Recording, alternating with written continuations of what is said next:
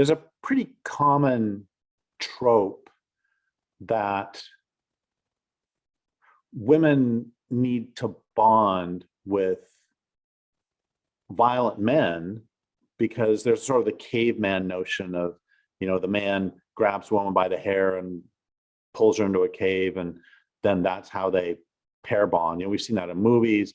There was a book came out in the 90s that was pretty popular about this called Demonic Males. There's a few lines from that I want to read, and then I want to talk about why that's an inaccurate trope.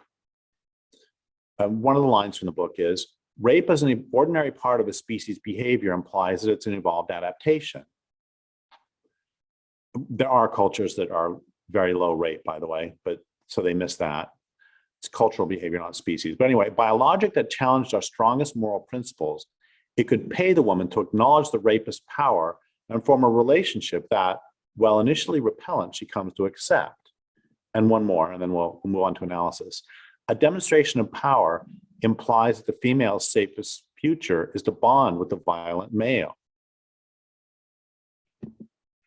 And this is all, a lot of times it's not stated that baldly, but it is quite, again, this suffuses popular culture, this suffuses a lot of things we think about prehistory and evolution, but it's based on an absolutely fallacious notion.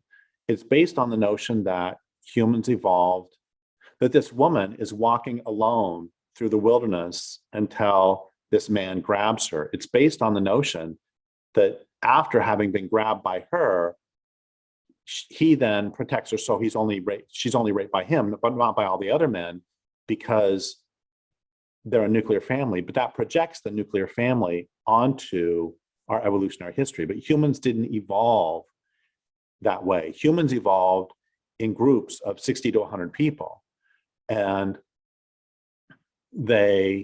it's larger sort of familial clans. And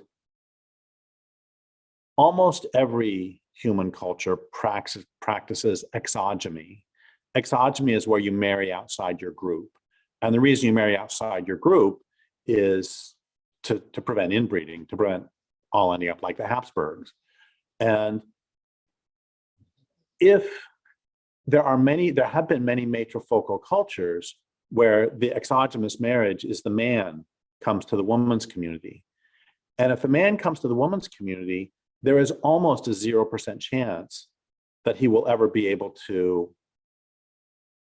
abuse her. And yes, men are stronger than women.